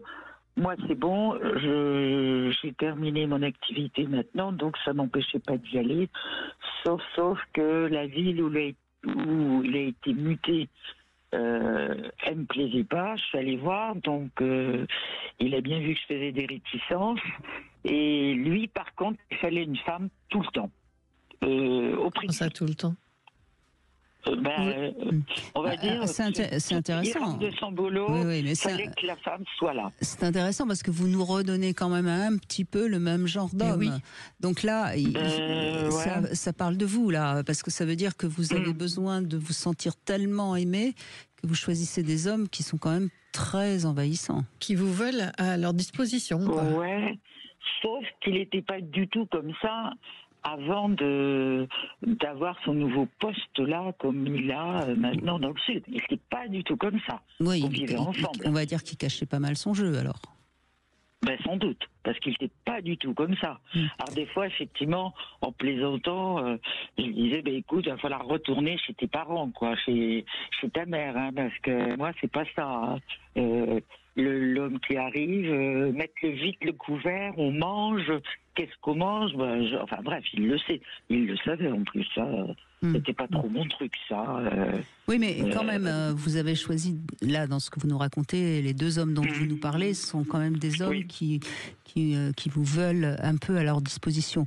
Donc, il serait bien que vous compreniez que vous avez peut-être une sorte de, comment dirais-je, de dévotion excessive. Et votre peur d'aimer fait que vous en donnez beaucoup trop. Peut-être, oui. En tout cas, c'est une piste que je vous propose, mais peut-être qu'Ariane en a une autre à vous proposer. J'étais très prosaïquement en train de me dire un truc pas du tout intelligent, ni psychologique. Il faut penser à changer le calendrier de la cuisine. Il n'est peut-être pas au courant qu'on est en 2025. Pardon. Je pense effectivement qu'il y a quelque chose que vous attirez. Ouais, une c'est un situation fils unique. Ouais, voilà. Bon, alors sa mère lui faisait tout, voilà. Oui, mais là vous cherchez encore une fois en l'autre. Nous, ce que vous propose Brigitte là, c'est de chercher en vous, ce qui fait que vous trouvez des hommes qui correspondent toujours à ce petit schéma de j'ai besoin d'une femme qui soit dépendante de moi et qui pour ça soit toujours à ma disposition pour calmer mes peurs. Voilà. Et donc il faut choisir d'arrêter d'être le doudou des hommes, quoi. C'est la piste qu'on peut vous proposer. Voilà. Merci Mathilde. En tout cas, on fait une petite pause et on continue bien sûr avec vous sur Sud Radio. Venez apporter votre témoignage et réagissez à l'émission en appelant dès maintenant le 0826 300 300. 14h-16h, Brigitte Lahaie, Sud Radio. Et en caisse, modalité sur intermarché.com. 14h-16h, Brigitte Lahaie, Sud Radio. Ariane Calvo est avec nous, psychologue. On évoque la peur d'aimer. On pourrait presque résumer ça, le sujet du jour. Avec Aude, qu'on retrouve. Bonjour Aude. Bonjour Brigitte, bonjour Ariane. Bonjour. Donc vous êtes dans une relation depuis 6 ans, c'est ça ? C'est ça, c'est ça. Et cette relation, une fois la lune de miel passée, a créé plein de choses chez moi qui ont fait que je me reconnaissais pas. Et le sujet d'aujourd'hui, en fait, me parle un petit peu, parce que jusque-là, je pensais un peu comme vous, Brigitte, avoir un attachement plutôt sécure, être plutôt indépendante, etc. Et cette relation m'a complètement transformée. Je ne sais pas si elle m'a transformée, mais en tout cas, j'ai l'impression d'être dans une relation évitant, anxieuse. Donc moi, l'anxieuse, et lui, l'évitant. Et j'ai beaucoup de mal à gérer. D'accord. Donc vous avez peur qu'il s'en aille, vous avez besoin qu'il soit là, vous vous agrippez, et lui, il peut être capable de faire le mort pendant un petit moment sans que ça lui pose problème. Pendant un petit moment, pas complètement non plus, mais c'est vrai que on a une relation à distance, donc c'est déjà aussi compliqué à gérer. Et est-ce la distance qui fait ça ou pas? Mais ouais, la peur effectivement au final qu'il s'en aille, que les choses soient pas très claires finalement, qu'il n'y ait pas vraiment d'engagement plus que la fin, parce que ça fait 6 ans et qu'il n'y a rien qui bouge au niveau distance. Mais en même temps, quand vous êtes ensemble, c'est toujours chouette. Ah oui, mais oui, sinon on serait plus ensemble. Oui, non mais on entend beaucoup d'histoires qui durent longtemps et qui vont pas bien. Hein. Non, mais je veux dire, vous êtes heureuse. Oui, mais au final, pas tous les jours, parce que c'est vrai que quand il y a la distance, quand il met plusieurs heures à répondre à un message, quand j'ai l'impression de passer après ex, enfant, etc., je ne vis pas forcément super bien. Plusieurs heures au bout de 6 ans, ça vous paraît beaucoup ? Dit comme ça, pas forcément, mais je sais un peu comment il vit. Ça fait comme 6 ans qu'on se côtoie, donc il y a des moments où ça me paraît un peu bizarre. Donc j'ai toujours le doute en me disant, est-ce qu'il est pas retourné voir son ex? Soyons plus précis. Quand vous lui envoyez un message important, très important, il met aussi, il est capable de mettre 6 heures avant de vous répondre? Non, c'est vrai, pas forcément quand c'est important. Bon. Donc, vous voyez, c'est plus votre peur. Mais tout à fait, c'est pour ça que c'est ça qui me semble, hein, oui. Mais voilà, la peur de le perdre, je comprends pas trop, puisque jusque-là, je vous dis, j'avais plutôt un attachement sécure en me disant, moi, la vie, de toute façon, c'est comme ça vient, ça s'en va. Oui, voilà. Mais il a ouvert une faille chez vous. Hein, ouais, c'est ça. Mais c'est bien. C'est bien. Enfin, c'est bien. Je sais pas. Non, mais je comprends qu'actuellement, ça soit douloureux, que ça vous fasse souffrir, mais ça va vous faire avancer. Il me semble. Oui, hein, c'est très important d'en être consciente, en tout cas. Donc, c'est ça qui s'est passé, là. Ouais, c'est ça. Enfin, ça fait quelques temps parce que effectivement, tout ça m'a permis. Je veux pas dire commencer une thérapie parce que c'est un peu des allers-retours aussi chez le psy pour essayer de comprendre parce que on m'explique que j'ai pas de problème réel. Si, puisque vous souffrez. Non, mais je crois, Aude, que vous étiez relativement indépendante, donc relativement capable d'avoir des relations comme ça. Et puis là, vous êtes dans une relation où vous êtes en train d'aimer vraiment cet homme, et que donc forcément, il a un peu d'emprise sur vous. Et quand ça ne répond pas au moment où vous voudriez que ça réponde, ça fait mal. J'allais vous demander si c'est le premier homme auquel vous tenez.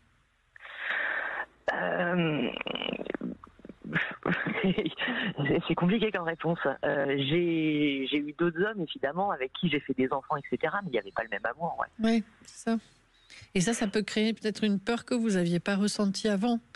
Ce qui peut donner un sentiment d'inquiétude plus grand et une attente que l'autre la rassure. D'abord, c'est pas son boulot de vous rassurer, c'est le vôtre. Je sais. Ouais. Et puis en plus, dans ce que vous nous dites, effectivement, si on le reprend un peu à froid et qu'on n'est pas au milieu entre vous en train de vivre les choses, plusieurs heures pour répondre à un message, ça semble pas inquiétant. Vous, ça vous arrive pas de mettre plusieurs heures à répondre à un message? Parfois. Si, mais Ben oui, on a j'essaye de plein de bonnes raisons de mettre plusieurs heures. Sexuellement, c'est le pied, j'imagine. Tout à fait. Voilà. Donc vous êtes à la fois dans un amour affectif et puis dans un amour charnel. Donc ça nous fait vibrer de partout. Et donc, quelques heures, c'est très long quand on est en train de vibrer partout. Non, mais tout à fait. Après, bon, je dirais qu'il y a, la problématique là par rapport à ce sujet de l'attachement. C'est vrai que jusque-là, je m'étais pas posé la question. Et lui, je le sens hyper évitant en fait, et c'est super compliqué à gérer. Mais là, on ne parle pas de quelqu'un d'hyper évitant à quelques heures. Quel est le sujet vraiment? Qu'est-ce qui vous préoccupe? C'est son ex qui essaye de le récupérer, ou c'est parce qu'il vous a rencontré alors qu'il est encore avec elle? Alors, officiellement, il était séparé, mais en fait, au bout de 6 ans, ils sont toujours pas divorcés. Elle a déménagé pour venir habiter un quart d'heure de chez lui. Ah oui. Elle passe 4 fois par semaine. Et quand moi je dis quelque chose, c'est moi la folle. Alors forcément, ça crée de la jalousie. Peut-être que lui, il a vraiment pas du tout envie de retourner avec elle, et que du coup, il voit pas le problème. Oui, mais c'est peut-être vrai. Non, ce qui vous ennuie, c'est que vous êtes plus investi qu'il y a 3 ans, on va dire. Hein. Alors qu'a priori, lui est resté sur place. Ouais, c'est ça. Et donc, vous avez l'impression de l'aimer plus qu'il ne vous aime. Et comme vous l'aimez vraiment, c'est un peu douloureux. Je crois que c'est ça qu'il faut que vous réalisiez. Maintenant, moi, ce que j'ai envie de vous dire, c'est que oui, c'est une relation qui vous fait peut-être un peu souffrir, mais l'amour, forcément, fait toujours un petit peu souffrir. Ça vaut surtout pas le coup de mettre cette relation en danger. Elle vous fait du bien, elle va vous faire grandir. Et puis, quand vous avez des moments comme ça qui sont douloureux, prenez soin de vous, quoi. Et puis que personne ne fait le chemin pour faire plaisir à l'autre. On fait le chemin parce qu'on en ressent le besoin et l'envie profondément soi-même. Donc, aller vivre à 3 heures de son ex ou poser des limites à son ex, ça ne peut venir que de lui. Ça ne viendra pas du fait qu'il veut répondre à vos attentes. Vous voyez ce que je veux dire ? Oui, tout à fait. Ouais. Au contraire, même. Oui, mais alors, du coup, c'est vrai que j'ai quand même verbalisé que petit à petit, j'arrive à mettre des limites, etc., en lui disant que de toute façon, la relation qu'il entretient avec elle, effectivement, j'y peux pas grand-chose, mais que le peu de fois où on se voit, je veux pas la subir. Ça, c'est juste, très juste, bien sûr. En lui disant que, ok, j'accepte qu'il se voit 4 fois par semaine, mais par contre, quand je suis là, je veux pas la voir, je veux pas l'entendre, je veux pas, voilà. Ben oui, c'est une limite assez saine. C'était ça pendant 7 ans, quoi. Et il respecte vos limites ? Depuis peu. Alors, je sais pas si c'est lui qui a imposé ou si c'est la vie qui est faite comme ça. Enfin, voilà, après, parce qu'il dit rien, en fait. Il dit rien parce que faut pas qu'on gâche les instants qu'on passe ensemble. Comme ils sont pas nombreux. Alors, les évitants, effectivement, comme disait Brigitte tout à l'heure, ils ont du mal avec les reproches, même les reproches justifiés. Donc, une discussion sur un problème avec un évitant, ça ne peut pas commencer par un reproche parce que sinon, la discussion est finie à l'avance. Donc, peut-être plutôt parler de vous, de ce que vous ressentez. Bah alors, j'ai essayé, j'ai même acheté votre livre que j'ai pas fini de lire. Oh, c'est gentil. Non, mais voilà, en essayant de trouver toutes les pistes, justement, pour essayer de moins souffrir et pouvoir rester dans cette relation qui, quelque part, me fait du bien, mais m'apporte aussi beaucoup de... Alors, souffrance, c'est peut-être un peu fort comme mot, mais... beaucoup de doutes, beaucoup d'interrogations, beaucoup de remise en question sur moi, en me disant des fois que tout n'est pas quand même lié à moi, quoi. Non, c'est vrai. Mais franchement, j'explorerais la piste du fait que lui, ça ne lui fait rien qu'elle déboule 4 fois par semaine, cet ex. Et donc, il voit pas du tout pourquoi ça vous perturbe autant. Et il n'a pas envie de gâcher les bons moments, effectivement, avec vous, avec cette inquiétude-là. Parce que pour lui, elle n'existe pas. Et je crois que, sincèrement, peut-être, il voit pas pourquoi cette peur serait fondée. Ouais, mais du coup, j'ai l'impression qu'il n'entend pas ce que je lui dis. Je lui fais pas tout le temps des reproches. Enfin, j'essaye de... Non, mais c'est vos sentiments. C'est possible qu'il n'entende pas réellement, ça c'est possible aussi, mais en même temps, il n'a pas tort non plus. Si vous ne voyez pas beaucoup, vaut mieux vous voir vraiment pour les bons moments. Et peut-être créer entre vous 1 ou 2 petits rituels qui vous permettraient de faire avancer un tout petit peu la relation, vous voyez, sur des choses un peu plus symboliques. Et parallèlement, vous organisez un peu plus votre vie pour ne pas trop dépendre de cet amour qui est en train de prendre beaucoup de place. Ouais, non, j'essaye, j'y travaille tous les jours. Je crois que c'est la bonne, c'est les bonnes pistes que vous pouvez prendre, et puis vous allez avoir une meilleure autonomie émotionnelle au fil du temps. Mais j'espère. J'en suis sûre. Merci en tout cas Aude, merci beaucoup. On fait une petite pause, on se retrouve pour le sexo conseil du jour. Savez-vous parler de sexualité avec votre partenaire? Et on va tester un petit jouet également que j'ai entre les mains. Demain, avec Barbara Polla, nous nous demanderons comment être une femme désirante et désirée. Venez apporter votre témoignage au 0826 300 300. Brigitte Lahaie, Sud Radio, le sexe au conseil. Est-ce qu'on sait parler de sexualité avec son partenaire, Ariane Calvo? Pourtant, c'est essentiel. Alors, il y a des gens qui n'aiment pas que les conversations tournent autour de la sexualité. Je ne sais pas si vous avez remarqué, c'est un sujet qui est quand même encore assez tabou. Assez tabou, oui. Ou alors, il y en a qui tout de suite y mettent... Surtout chez les femmes, non? C'est les femmes qui n'osent pas parler de sexualité avec leur partenaire?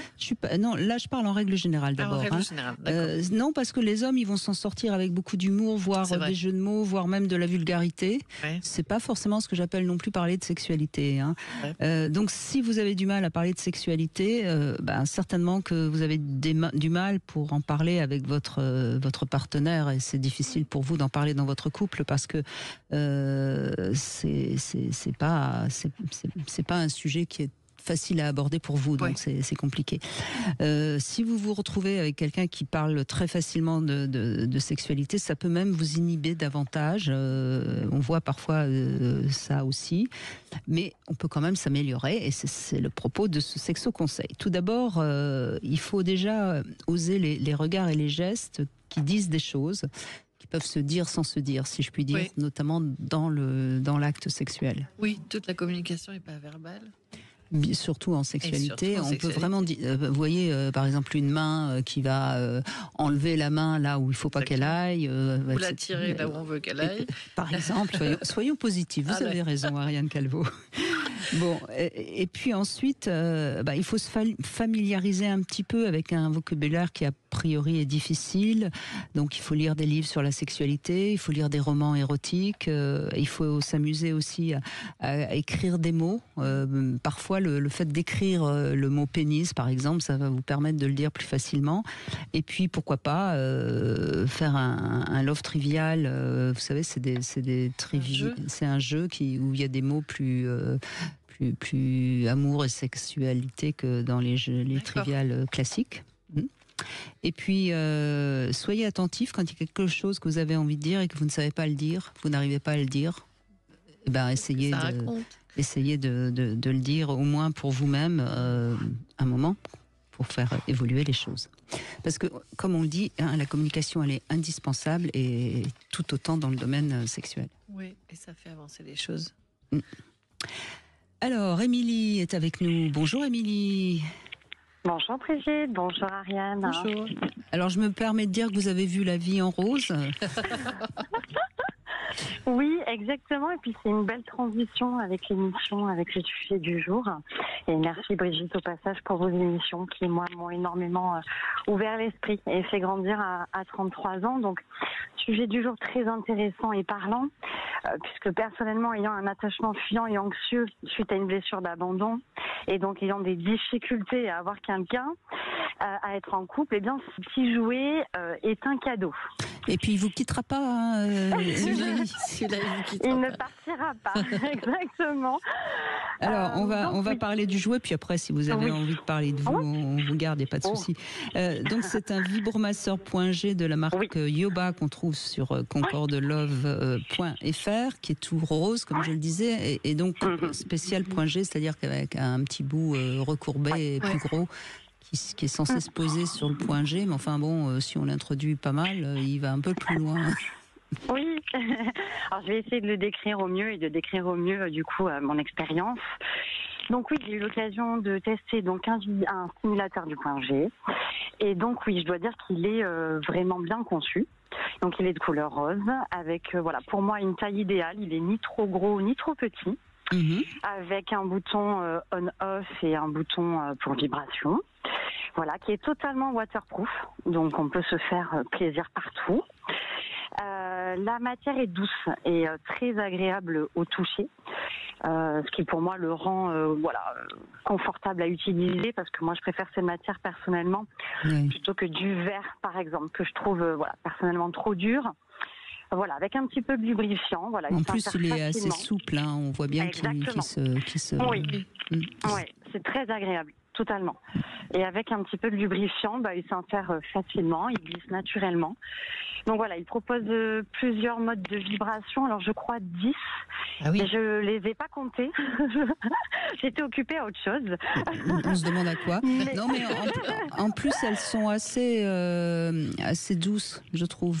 Voilà, alors justement, c'est ça. Ouais, donc ce qui permet en fait d'explorer différentes intensités et sensations. Et en fait, ça va commencer doucement jusqu'à des vibrations après en continu. Donc voilà, c'est vraiment intéressant et ce qu'il peut faire autant du coup pour le point G intérieur que le clitoris. Parce que personnellement, moi je m'en suis servie aussi en extérieur, parce que j'adore avoir des orgasmes à cet endroit-là. Et voilà, ça offre vraiment un maximum de plaisir. Et je préfère même maintenant le faire avec ça qu'avec les doigts. Donc rien à voir. Bon, écoutez, non mais franchement, je trouve qu'il a l'air vraiment assez bien. Quelle note vous lui donnez, Émilie ? Je lui ai donné la note de 4 sur 5. Parce que personnellement, moi je trouve qu'il procure un orgasme rapide et intense, mais qui peut être jaugé avec les modes de vibration. Hein. Donc on peut vraiment s'amuser et donc faire durer le plaisir. Donc voilà, très clairement pour le clitoris c'est génial, pour l'intérieur c'est génial aussi. J'ai découvert l'orgasme d'ailleurs du point G intérieur avec ce petit jouet. Mes voisins s'en rappellent encore. Alors pourquoi pas 5 sur 5 ? Ah, parce que la perfection n'existe pas. À vous entendre, pourtant. Ça donne envie, hein. On va pas vous dire le contraire. Mais non, bon. C'est vraiment un jouet efficace et bien pensé. Non, ce sera 5 sur 5 pour l'homme qui arrivera au même résultat. Oui, c'est ça. Et il est dans une petite pochette rose, donc dans la table de nuit, toujours sous la main. Voilà. Non, mais c'est vrai qu'il a l'air très très bien. Ouais, alors, ce vibromasseur.g yoba, vous pouvez le retrouver sur le site concordelove.fr. Je rappelle qu'il y a 15% de réduction pour ceux qui écoutent et qui tapent le code Sud Radio 15. Et puis, je rappelle aussi que quelqu'un peut gagner ce jouet que j'ai entre les mains, pas le vôtre, Émilie, on vous le laisse bien sûr. Et pour ça, vous acceptez de participer à l'émission le jour de votre choix et vous recevrez le jouet. Donc allez vous inscrire sur sudradio.fr si vous avez envie du jouet. Vous avez envie de parler de vous ou pas, Émilie? C'est comme vous voulez. Alors, j'étais pas prévue pour ça, mais oui, le sujet du jour est très intéressant. Forcément, il me parle beaucoup. Je suis effectivement sujette, moi, dans le couple, à une blessure d'abandon très profonde que j'ai vécue à l'âge de 3 ans. Et donc, effectivement, qui me vaut d'aller vers toujours le même type d'homme. J'en ai totalement conscience. Donc, je suis plutôt fuyante dans les conflits, mais pour autant, je sais dire les choses quand ça ne va pas. Mais par contre, je vais fuir, je vais vraiment tout bloquer. Je ne vais plus voir la personne, je vais vraiment bloquer les messages, les appels. J'ai beaucoup de mal avec la gestion des conflits.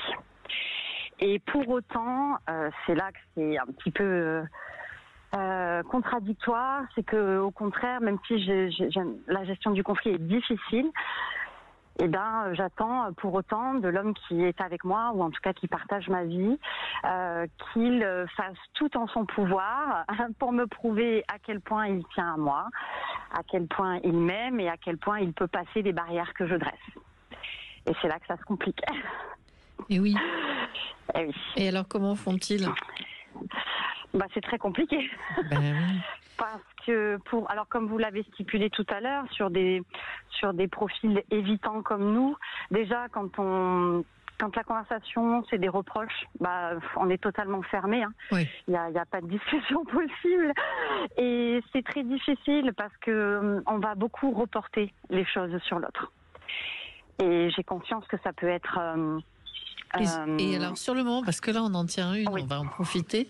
Est-ce que sur le moment, vous pensez vraiment que c'est la faute de l'autre, ou vous vous rendez compte que c'est un peu votre faute, mais c'est un moyen de défense? Non. Je le reconnaîtrai pas en tout cas. J'ai vraiment besoin qu'on me prouve, et c'est malheureux, mais on vient chercher en fait l'amour inconditionnel des parents qu'on n'a pas eu étant petite, à travers les hommes, ou les amis, ou peu importe, des personnes quelconques, mais qu'on ne trouvera jamais, parce que pour l'avoir vécu un bon nombre de fois, je n'ai jamais trouvé. Vous mettez la barre très très haut. Très haute. Oui, exactement, tout à fait. Et puis vous rendez impossible quelque chose que vous désirez plus que tout. Oui, parce que je suis dans la peur en permanence. Je suis dans l'anxiété aussi en permanence. De souffrir, bien sûr. Oui, c'est ça. Ma toute première relation a été très compliquée pendant 4 ans. Alors, le parcours est un petit peu compliqué. Moi, ma première fois, c'était malheureusement une agression sexuelle. Et mon premier homme avec qui j'ai passé 4 ans, c'était énormément d'abus psychologiques. Oui. Donc, je pars pas avec des bases super top, super saines.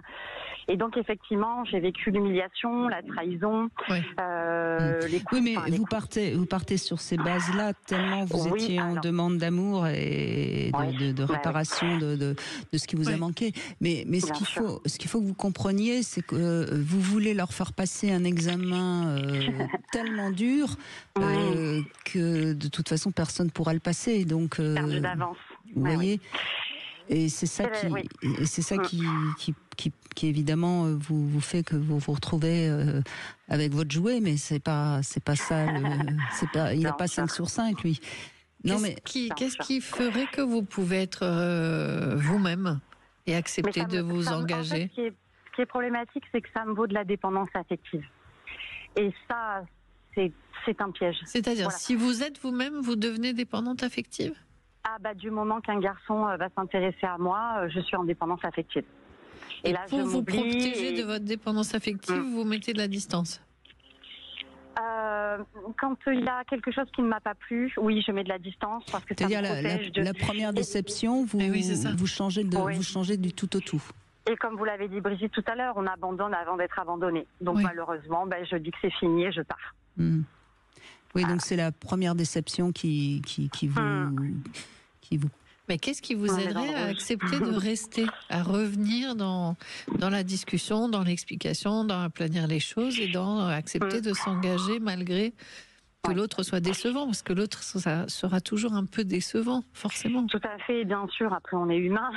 Oui. Mais je pense que ce qui m'aiderait, et c'est ce que je n'ai malheureusement jamais eu en couple, c'est tout simplement déjà quelqu'un qui a ce qu'on appelle une intelligence émotionnelle et qui va pouvoir avoir cette empathie de comprendre plutôt que de nous juger, mais de plutôt comprendre ce qui se passe à l'intérieur de nous.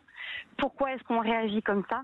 Et d'avoir cette empathie-là et de se sentir reconnu. Vous seriez capable tout au début de la relation de dire... de l'expliquer, de communiquer. Ce que vous attendez, c'est-à-dire que vous êtes hypersensible et que vous avez besoin de quelqu'un qui tient compte de votre hypersensibilité.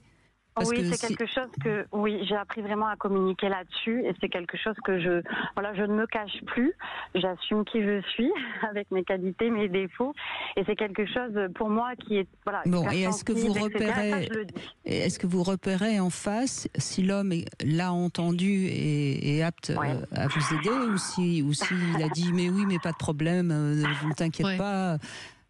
Parce qu'il y a évidemment beaucoup d'hommes qui vont vous répondre ça, mais il y a celui qui en effet va tilter, quoi.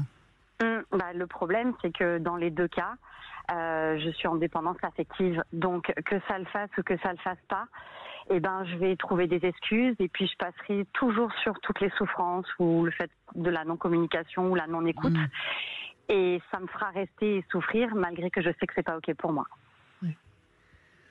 Donc vous êtes encore totalement dépendante, si je puis dire, de ce schéma, oui. Complètement. Mais j'essaye je travaille beaucoup sur moi et c'est important d'aller guérir la blessure d'abandon, de rejet, etc.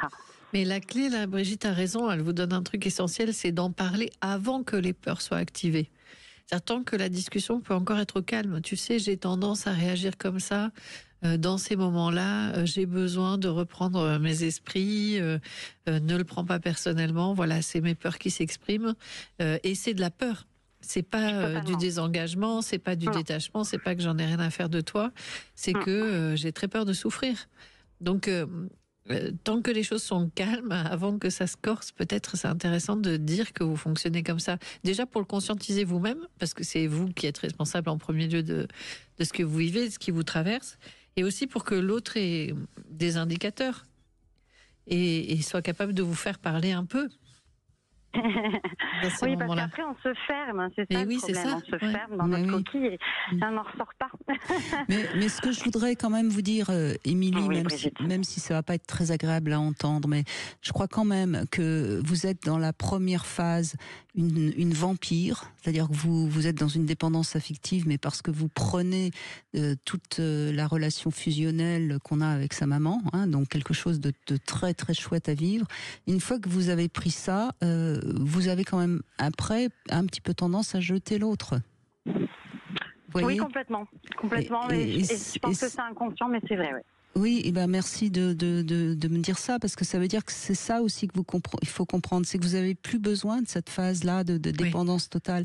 Vous êtes une grande fille là maintenant. Bien sûr. Ayez cette dépendance avec votre jouet ou avec une peluche, mais pas avec un homme. Et oui, c'est mon travail actuel. Oui, je pense que c'est ça, ça va être ça la clé pour que vous puissiez rencontrer un homme avec qui ça va coller. Complètement, je suis d'accord. Merci. Merci à vous. On fait une petite pause et puis on va conclure dans un instant. Vous voulez parler à Brigitte Lahaie, 0826 300 300. Brigitte Lahaie, Sud Radio. Ariane Calvo est avec nous. Nous évoquons les différents attachements, les peurs d'aimer, d'être quitté, etc., etc. Et je rappelle qu'on peut vous lire dans ce livre L'autonomie émotionnelle aux éditions Robert Laffont, dans lequel vous expliquez bien nos blessures d'enfance, comment on peut être plus à l'aise avec soi-même, parce que c'est finalement, comme je le répète souvent, il faut d'abord être bien avec soi pour pouvoir aimer. Tout à fait. Et le lien d'attachement, d'ailleurs, est un deuxième chapitre. Le premier, c'est vraiment comment résoudre ses blessures à soi. On va conclure avec vous, Marianne. Bonjour, Marianne. Oui, bonjour Brigitte, et bonjour Ariane. Bonjour. Merci d'être avec nous. Merci à vous de m'accueillir. J'ai beaucoup aimé les différentes interventions.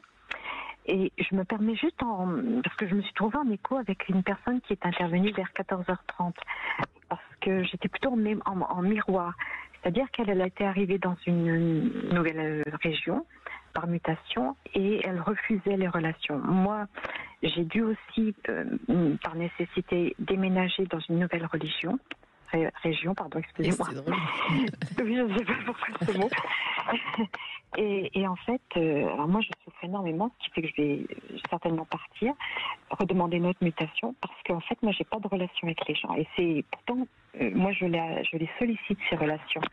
Alors ça c'était sur le plan général, mais sur le plan amoureux c'est exactement la même chose. C'est-à-dire que les personnes qui peuvent m'attirer, j'espère que je vais être suffisamment claire, les hommes qui pourraient me plaire, qui sembleraient me convenir, je précise toujours des personnes non mariées et non en couple, eh bien eux me fuient entre guillemets, alors que par ailleurs je suis extrêmement, pour utiliser un joli mot, courtisée par différentes personnes qui ne sont pas disponibles.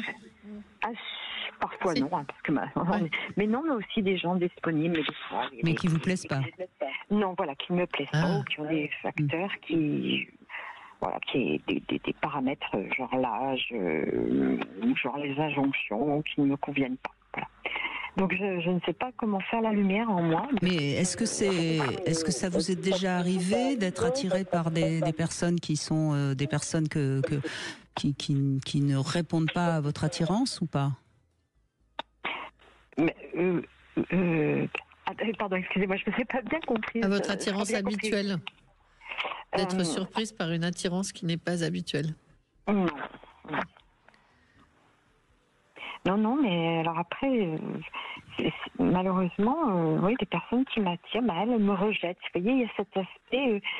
Et moi, j'ai jamais quitté, de mémoire, j'ai jamais quitté quelqu'un. En fait, j'ai toujours été quittée. Je dis toujours, je suis très mauvaise dans le fait de quitter les gens, même en amitié. Je suis quelqu'un qui ne quitte pas. Voilà.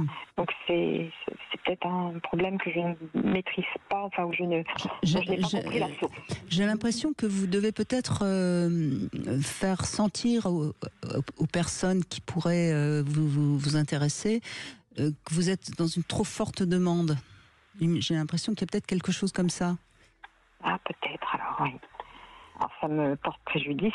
Finalement, je fais mon propre malheur, finalement. Vous savez, je pourrais répondre réagir. Vous savez, quand on a toujours la même réponse, c'est que quelque part, on pose toujours la même question. Oui, c'est vrai, très juste.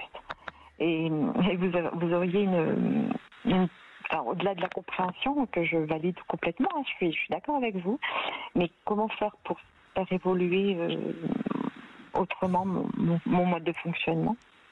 Essayez de comprendre qu'est-ce que vous attendez et pourquoi vous attendez peut-être autant pour l'instant.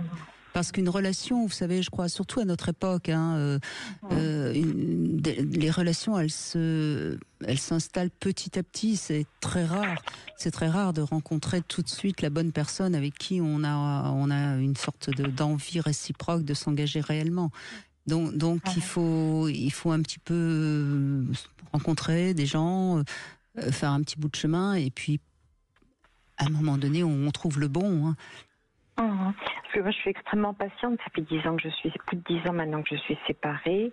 J'ai pas l'impression d'être impatiente dans mon fonctionnement, mais je ne sais pas, peut-être que je me connais pas ou j'ai pas décelé certaines choses chez moi, mais voilà, au contraire, je suis peut-être sais pas, je me suis même dit que j'étais trop patiente. Enfin, qu'est-ce qui s'est passé pour votre dernière séparation? Qu'est-ce qui est à l'origine de votre dernière séparation? Alors, c'était pas vraiment une séparation, c'était il y a 2 ans.